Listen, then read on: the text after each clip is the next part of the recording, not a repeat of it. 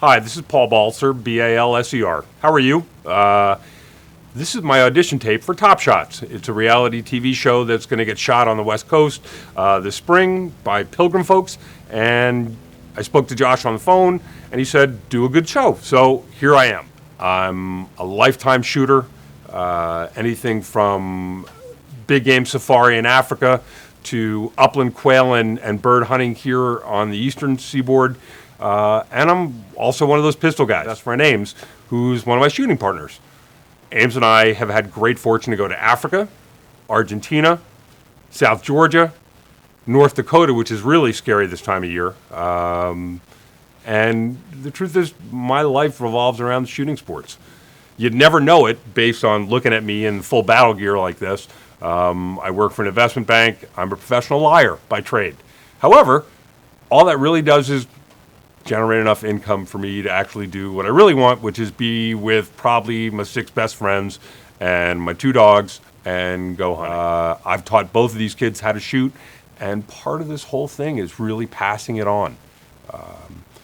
You guys asked me why I want to do this, and it's twofold. One, because it's fun, but probably more important is to let other viewers and people who watch your show know that the balance of America really does a bunch more shooting and hunting than anybody ever talks about.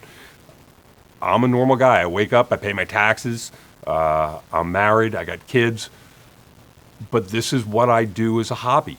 This is my avocation, and I think it's really, really important. Probably the most important thing I want out of this show, other than playing with guns and being with you all, is to let the rest of America know we're not crazy, we're not weird, we're not different. This is what we do. Some people play golf, some people play tennis. I shoot stuff. I've had great fortune that I'm an investment banker in New York. And before Elliot Spitzer and 9/11, believe it or not, you used to be able to take clients shooting. So I met my ex-wife, believe it or not, on a shooting trip to South Georgia where we shot quail.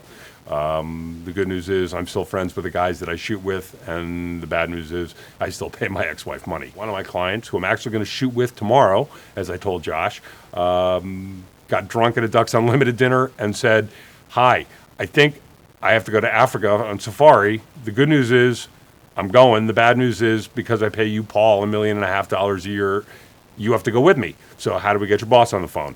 So yes, I had great luck to go to Africa on safari.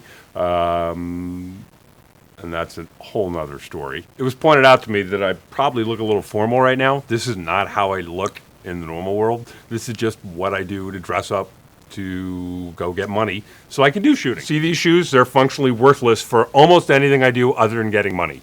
Short of that, I'd rather be wearing bean boots. And believe it or not, I'm actually an Orvis guy. I have at various times been known to dress in formal English sporting gear. I have breeks, I have knickers, but the truth is, I'm usually a guy that just wears beat-up jeans and a pair of chaps. When I'm upland bird hunting, I am one of those horrible, curmudgeonly bastards that actually still shoots 16 gauge or 28 gauge. I don't believe in 12 and 20 other than for clays. In Africa, I shot a 7 rem mag for my eland, my blessed buck. The best way to think about me is, most of my life stopped developing after 1955. I'm a black and white, grumpy, curmudgeonly guy who somehow ended up in 2006 with firearms and guns, but I lived most of my life the way most people did in the middle of the country, in the middle of the century, and it makes me happier. How about that?